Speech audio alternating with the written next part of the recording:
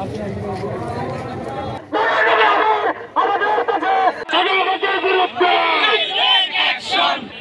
সদর থানার in charge 5ই August পরবর্তীর পর এই প্রেক্ষাপটে ওনার নেতৃত্বে এই জয়পুরহাটে আইন শৃঙ্খলা পরিস্থিতি অনেক উন্নতি হয়েছে। পরিপ্রেক্ষিতে এসব বিষয়কে ঢেকে দিয়ে তার বিরুদ্ধে মিথ্যে একটি অজুহাতে তাকে ট্রান্সফার করার সিদ্ধান্ত নেওয়া হয়েছে।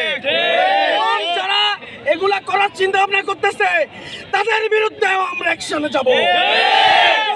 জয়পুরহাটের রাজপথে আমরা এই বাস্তবায়ন না পর্যন্ত রাজপথ ছাড়বো না।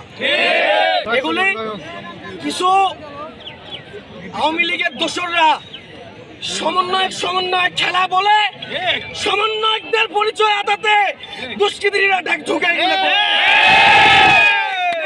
সমন্বয়ক ভাব দিবেন, আমরা জয়পুরহাট মেনে নিব না। আমাদের যে দাবি, বর্তমান যে প্রশাসন আছে 5ই আগস্ট স্বৈরাচার বিদায়ের পর এই প্রশাসন দ্বারা জয়পুরহাটের আইন শৃঙ্খলা পরিস্থিতি সহ বিভিন্ন জায়গায় তাদের অবদান রয়েছে।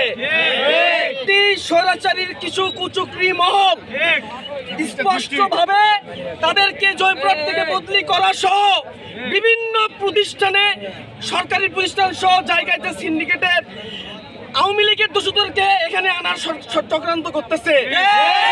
স্পষ্ট করে বলতে চাই, জয়পুরহাটের মাটিতে স্বৈরাচার কোন দোষর এসব দুষ্কৃতিকারীতে আমরা ঠাঁই দিব না।